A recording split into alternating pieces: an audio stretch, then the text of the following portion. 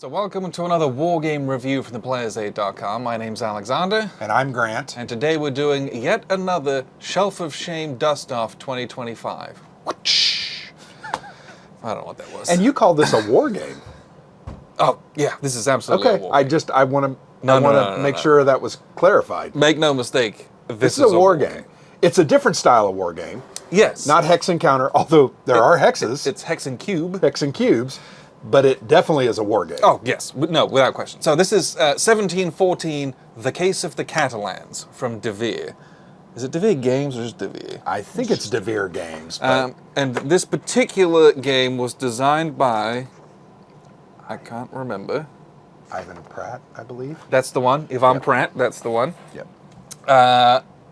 This is a 5-player, like, it was 5-player, right? 1, Yes. 2, 3, 4, 5. Yep, 5-player strategic war game about the War of the Spanish Succession in the 18th century. So we've now played, I think, 2 or 3 games on this war.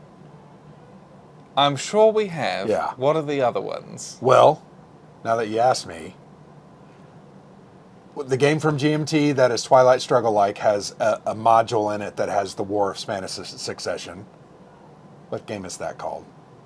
Imperial Struggle. Includes that. That has, and then isn't Maria? No. Maria's about a different war. That's, yeah. Maybe this is the only one. There's a lot. Or this one. That'd be number 2. There's so many of these wars. Yeah. There's some from Compass, I think, that they have. Yeah. Oh, I think Clash of Monarchs might be War of Spanish Succession. Okay. Oh, that's 7 Years' War. No. I've got War of Austrian Succession. There you go.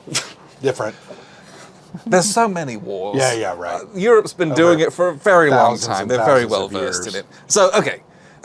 What is this game? This game is you play all of the miners and the coalition trying to fight against the Bourbons, basically. Yeah. And so we have you have a Portugal player, a Dutch player, a British player. I was the I was the Austrian player. Yep. And then we had the Turin, the purple guys. Yeah. Was it Milan? No. Who were they? I can't remember. Yeah, the it name would of be them. Milan, right? It was the Duchy of Savoy, I believe. There you go, Duchy of Savoy. I can't remember the actual name, what they call it in the game. Oh, it is. It's Savoy, yep. And so all of you are kind of these... You're working together to all defeat the Bourbons, so to speak. But the reality of what this game is that you are scoring victory points at the end of the game based on your objective cards. What are your goals for this war?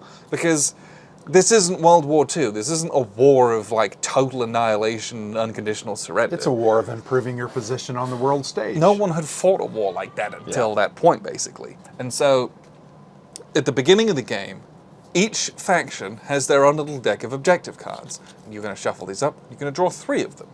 I think it was 3. Yeah, I think it was 3, yeah.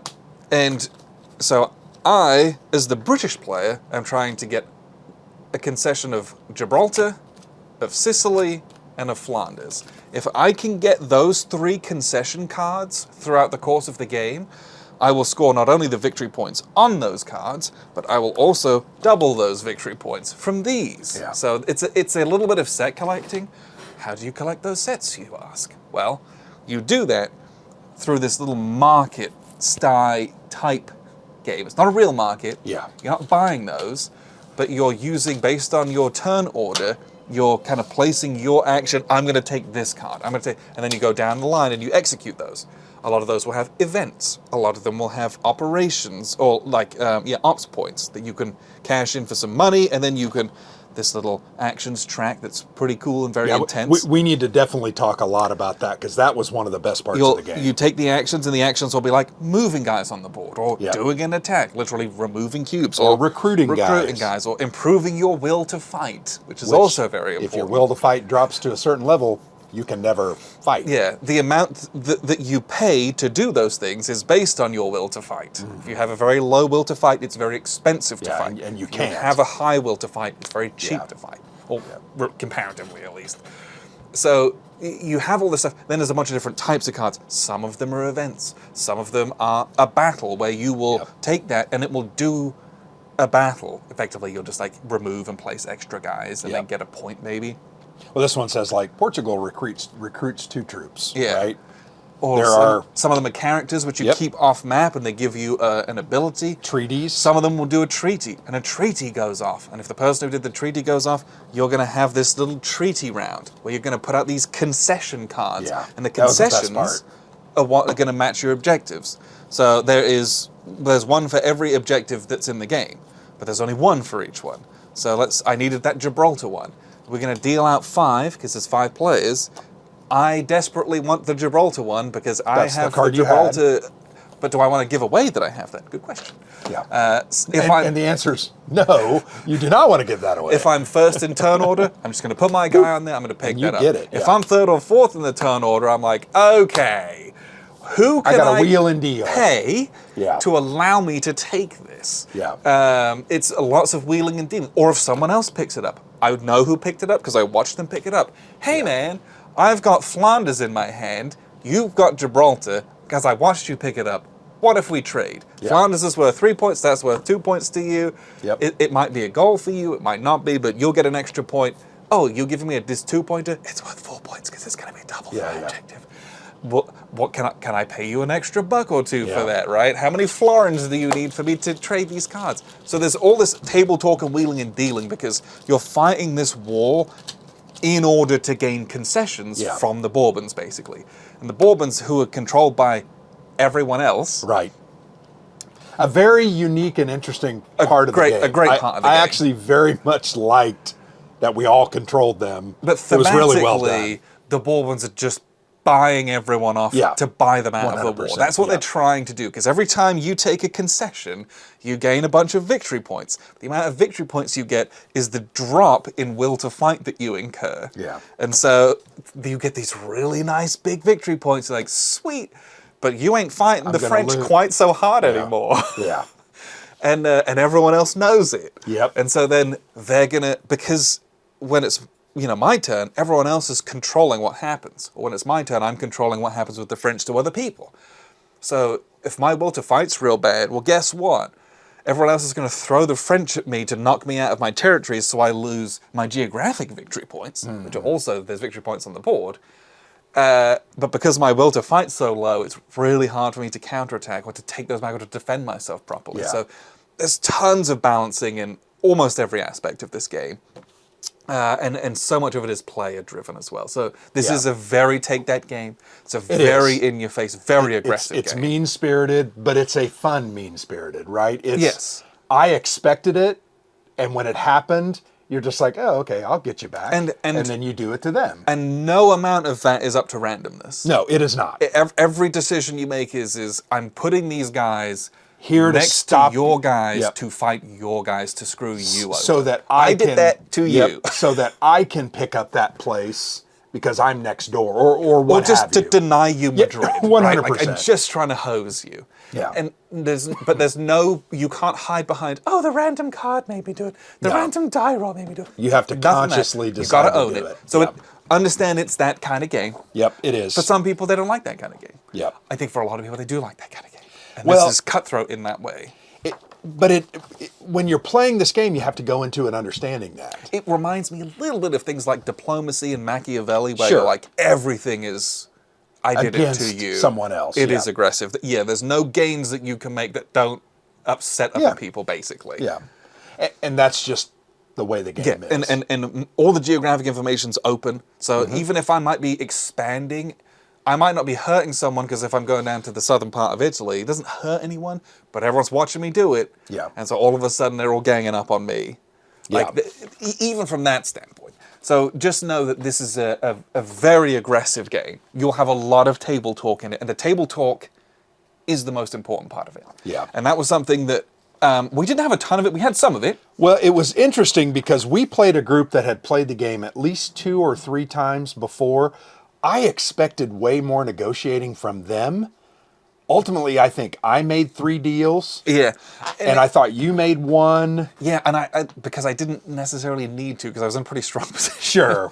But I was surprised that they didn't. But what was funny is because it was this group of friends and they've played before with some other people. They were kind of taking it out on They each were other. just like, it was funny. The bitterest rivalries coming Yeah. in from prior plays of this game. Yeah. And part of me loves that. Oh, part of yeah. me loves that because isn't that the old European monarchs? Just isn't that Remembering a grudge, the decades, and paying the it back centuries old grudges a decade of family. later. Part of me loves that in this game. Yeah, agreed. If you're playing Monopoly and taking that into something else, that's different. Yeah, it's not. This it fits. It fits. It the 100%. theme. I like Yeah. that. If someone's proven themselves untrustworthy when they Yeah. played before, everyone remembers. Yep. Oh yeah. I and like it in this. Isn't that the way Europe and European history is, right? They Essentially, forged yes. alliances, they remembered slights, they remembered assistance. The old enemy. You've been Yeah. fighting this country for 300 years at this point. Forever. I thought this game was very well done. From the interaction part to the mechanical part, it just seemed to work together. Now, what I would say is I read this rule book before we played like a couple of months ago. Yeah. I think it needs some work. It is suspect. It's a little unclear at parts. So I was very appreciative that Russ had played the game multiple times and was able to teach it to us because, very similar to some other games we've played recently, I felt like, I don't quite get the meaning of what they're trying to sell here. Yeah, so this is an 8-page rule book, which So is there's not a lot of cool, details, but there's not a lot of details. It should have been a 12-page rule book. Because we found there were words that would have been clarifying words that you would have put in Yeah. that would have improved our understanding and our grasp of the mechanics. But So just know that going to... However, Russ, who loves this game and has evangelized this game a lot. and I know why he loves it now that we've played it. Yeah, so very grateful for him for doing that. But for me, this is also one of those games, having played it, well worth whatever you're going to put into Yes. it to learn that rule book as well. Well, the output on this one is very worth the input that you're going to put into it, prepping and trying to get it right. Yeah, and even if your whole group is blind and you've kind of read the rules and you might mess it up and figure it out, but you'll learn a lot. Yep. Because a lot of those cases will come up where you're like, oh yeah, this thing, and you make a decision on it. And So the second time you're going to play it, all that stuff's ironed out. Because it's not a particularly complex game. No. It's just that it's an 8-page rule book for a game that needed to just be a needed little more clarity. Just Yep. for a couple more examples, a bit more clarity. But what the game is it's just you're moving guys around. The combat's totally deterministic. And really, the combat isn't even really a huge part of the game. It's a minor part of the game. Yeah, I don't it's want to downplay it. The combat to me, okay. You know what the combat reminded me of? Yeah. And this game broadly reminded me of Dominant Species. Oh, sure, yeah. I think Yeah, this is a I would agree. precursor to that game in a I would way agree. that maybe it came after. I don't know. I think this came after. But in the way that we're doing a combat to knock I don't care what happens. I'm trying to knock you out of that space so you don't get a victory point because I think you're in the lead. Agreed. And the very limited action selection and the very penalized cost of some of those things as you're doing that also feels in a very different way that Dominant Species of you cannot The do action everything. selection, You will yeah, not be the able to do cylinders. everything you want to Yeah. do.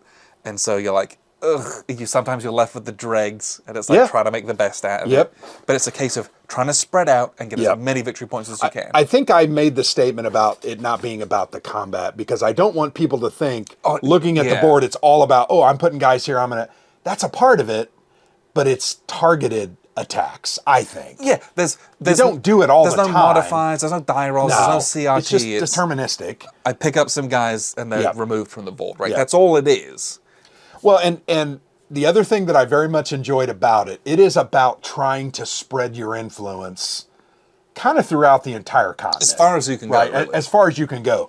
Because there's some very valuable spots down here in Spain. Madrid, you mentioned, is worth 5 VP. Yep. I think that was well, Paris was 10, but good luck. I'm not sure how Because Everyone's gonna be every other going- player is going to be defending trying that to against knock you out. But we found down in Argonne, it's ooh, we picked up 2 or 3 points, and here in Italy, we got a couple of points. And Yeah, because we were all funny. We spread out. You and I were down there a lot. Yeah. And so then the combats are a case of like, oh, I'm going to kill you out of there. Yeah, so I can get in there. And one of the yellow Aragon pieces, so that it's just me. Yeah. So we're not sharing. Like, Yeah, right, exactly. I don't care. Like, and oh gosh, that was also a really interesting part of the way the game works. Like, you can have two different allied pieces in a space. yes. That doesn't mean you have to fight it out. You can decide, you know what? We can't fight. Well, yeah, right. We don't fight each other, but we got the victory. We could either share the victory point, or yeah. the French attacked us. Yeah. And they killed your guys. Oh no. Oh no. But it's a race to try to get one of your pieces in some of these more valuable spots. A lot harder to get rid of them. Although it is very hard to get them in there, I'm going to be honest. Oh, no, absolutely. It's not easy, but I just want to make sure it's clear it's not necessarily about the fighting. The other game that this reminded me of was The King is Dead from Osprey Games. Probably more like the look and the feel of it, almost the spitting image, right? That one also had some deterministic Everything in that combat game's and deterministic, action yeah. selection, kind of like this, although you use the cards. I just felt like, ooh, that's got some similarities, some DNA that might have been shared. Conceptually, it's that case of what's the mix of units in the space? Yeah. And you're trying to spread your guys out so that you can alter what you're doing with things. And in that one, it's also... That one has like a very limited number of actions. Oh, so 100%. everything you do is very important. Everything you do in this is very important. Because you also don't have a ton of stuff that you will do over the course of a game. I think you get like a couple of actions each turn. There's only 5 turns. You're going to play through one deck, Yeah. and then the walls of... is it Barcelona, I think? I'm not sure what, I don't remember. Like, those are going to fall... Yeah, it is. Yeah, it's going to get fall destroyed. real quick. And so the reality is you don't... You don't get a lot of actions. You don't have an unlimited amount of stuff that you can No. do, and making the most of everything is very important very in this important. game. And that's why the table talk's so important. Oh, yeah. Because that's the only way to enhance the few cards Yeah. that you'll get through. The deal making and the negotiation. But this action selection, it's great, right? There are 5 actions, and there were 5 players. Only 2 people can take an action, and you can never take the same action twice in a turn, right? Because you're going to put cylinders out here. Man, the fight, very similar to Dominant Species, kind of like you said. Yep. The fight to get the best position so that you can go first and take the right actions that you need. Oh, it's so very important. And it's the classic, I might take a really crappy card so I can go Yep. first, so I can get the action I and do want. what I need to do on the board. Or I might take a crappy card to go last, Yep. because the rest of these suck, so that I will go first next turn, so Yep. I can take the Because action. the last becomes first. All that that was stuff's in really there. well put together. I also very much loved how the will to fight influenced whether you could do the warfare Yeah. actions. Near the end of the game, like I still had mine up here where I could still fight, and I'm like, oh my gosh, that's so powerful, because most of you guys were down here where you can't do anything. Yeah, it was just you and I at the end. Yeah. Because I was still up, and so many guys were they're not fighting at all. Yeah. Because they've taken all the concessions. They were placated. But it's like then you've kind of got the run of the board, because you can take these ones on the bottom, get your resources, maybe improve your will to fight to keep you up there. And But then, you need resources to improve your will to fight. I know. And so those guys were like, it's I hard. got to spend my Yep. time getting resources. It's I have to wait a whole next turn to buy myself Yep. back in. And then another turn to then do some fighting. I love these limited action selection style of games because they make you make such tough choices. They make you strategically plan what you're trying to do. They make you look at your objective cards and decide, how the hell am I going to get that, knowing I've only got 2 actions per turn. How am I going to do it? It's just so great to force you to plan. I very much enjoyed that. Yeah. The will to fight also was just so very well done. Very hard to get it up once you're at the top and keep it up. a lot easier, although it's still expensive, but it ties to how much your actions cost. But it's also that it's so also that punishing. classic. If you're like way up here and everyone's kind of down here, Yeah. as soon as the card says move someone down on the track, everyone's down, doing yeah. it to you. Yeah, Everyone's agreed. just dragging each other down. Yeah. And I kind of love that. I loved it, but the difference between the top section, you're going to spend 1 coin. Were they florins? I can't remember. Oh, they're whatever. Whatever. Livre, maybe, who knows? 1 coin to do an action. At the bottom, it's 3. And you don't have a lot of money. No. Actually, I felt like you and I built a big bank, and at the end, we had a lot of money, so we were able to do more things, but very tight resource game, very interesting mechanics where the interaction's great. Yeah. Love the action selection. I had a blast with this one. This is going to be a game that I want to play again at a convention. Yeah, so Noble Knight has this for like $40. You can buy it from like 18 5 years ago on a flash sale on Amazon during COVID. and you can get it from the Devir website as well. I think they still have it. It was like $50 or $55. So like, I feel like this is one of those games that's just like underrated. I don't. Oh, 100%. Because people outside didn't- of Russ, I don't know anyone who's played it. I'm just not sure how many people played it and really understood what it is. Yeah. And I feel the same way about some of like The King is Dead. That game is vastly underrated. Yeah. That game was deliciously good. I listen to people who are like, "Oh, I hate that game," and I'm like, Why do you hate that game? Because you hate having fun? Right? I mean, we have different tastes. well, we do because I don't care about winning. If I win, I love that game. I love the process of what we are Yeah. doing and seeing how people end up winning at the end. That's what's great about these style of games. Yeah, this was, in my opinion. and I think that's what I really liked about this game as well, is that 4 out of the 5 players were within 2 points at the end of the game, 100%. and Yeah. the winner was done on a tiebreaker. Yeah. which was Well, great. I think I tied with, I can't remember Russ's friend, the guy that really screwed him every time he Oh, could. Steve. We tied, and I got the tiebreaker because I think I had more money. I swear that's why I won. I think it. Yeah, I can't. No, so I got it right here. I can't remember what the time, but I remember. Yeah, it was probably something. And like you know that. what? I didn't even know I was winning. That's the funny thing. Like, I didn't even know I was winning, although I knew I did what I was supposed to be doing. Yeah, resources. I just had a good time with it. It was just that good. Yeah. So- I loved this game. It felt old school. It is a little old school. In a good way. In a good way, yeah. In a way that I wish it had a better rule book, but also in a way where it's like this. Gosh, I sound like old man yells at cloud. Get off my lawn! How often can you these days find a $50 game that plays this well, and it gives you Yeah. this kind of experience? And really is a very simple game. it's Like, there's nothing overly the complex reality here. of it is it's not mega complex. No, it is not.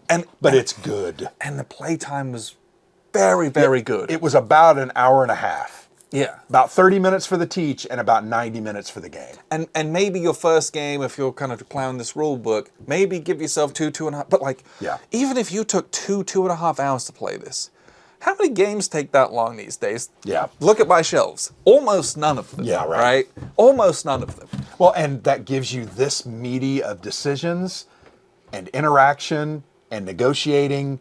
Not many. It takes you Really longer not to many. play Russian railroads than it Yep. does to play this, right? And we have a long-standing hate relationship with Russian But, like- railroads. We had a friend that loved that game and we played it 3 or 4 times. I'm like, Matt, we got to play something else. And then he's got, I've got I've got the expansions. What was, there was Nordic Railways. There was like Or something, there was some yeah. other one they did. But I'm like, just like, no, Matt, no. but like a big Euro game takes 3 hours to play. 100%. And I think that's where a lot of board gamers cap out, because you want to be able to have a nice dinner with your friends and Yeah. then play a big game, and that's the evening. That's, And maybe finish it up with a game like For Sale or Yeah. Coup or something, you know. but I think a lot of people cap out at 2.5, 3 hours of Yeah. a board game, like outside of war game, right? Yeah. We can all play a big 16 hours. We get it. This fits in such a cool space that you're going to be able to play this with a lot of other people that you otherwise wouldn't have. Yeah. Or you're going to be able to squeeze this into a convention slot that would Yep. otherwise be kind of awkward. Yep. And I think there's so much merit to a game that can play in that space and be there. Yeah. And be as good as it is. Well, and I think that is the key. This game was so much better than I even imagined it would be. Agreed. It was so enjoyable, so interesting, so unique. And on a whim, I bought this because Russ recommended it 5 years ago. Yeah. I'm very glad I did. I'm glad we played it. I'm glad you indulged me and allowed us to play it. Is that the best $18 you've ever spent? Oh, 100%. Hands might down. be. Yeah. I mean, yeah. I love this game. I would play it again. In fact, we're taking this to WBC and we're going to find 5 people. We'll definitely get people for because this. this is that good. It's just that good. So, Yeah. bravo, Ivan. Excellent game. He's Yeah. also done some war games. One of his games is the Malta 12 hours over blah, blah, blah, Malta or something from Snafu. Okay. I'm drawing a blank on the real name. It's a multi-game. Yeah, but I own it. He designed that one as well. Yeah, this was a big win. I think. A good game to get off the shelf of shame as well. Oh, 100%. Again, thematically it was something very new. Mechanically, it was something very different from what we typically play. Yep. Although many of the things were familiar. Yeah. But again, from stuff that we don't typically get to the table as much these days. A wonderful amount of history in the little Yep. history pamphlet they give you, which again, invaluable to something like this. Yep. And how many games have you ever played on this? I don't know. Not many. Once again, I'm sure there's a bunch, but we a haven't. part of Imperial Struggle is the War of Austrian Secession. But Yeah. I'm not sure we've played any other games. No Choice for Spain is No peace without Spain. that is a I think that's. that is and there's 3 games in that series if I'm not mistaken. Are they all about the War of Spanish Succession though, or are they like other ones? I'm not sure. Yeah, but like this. But anyway, That- same system, they might be about other wars. Yeah, because that's Anyway, great It's game. a great game. Really fun. 100%. You got to check this out. You got to check this out. If you know someone who's played this, get them to teach you. yes. You got to check this game out. Find us at WBC this year. We're going to play this. Yeah. So Yeah. very much looking forward to it. 1714 Case of the Catalans from Devir. You got to get this. Appreciate you tuning in. I'm Alexander of theplayersaid.com. And I'm Grant.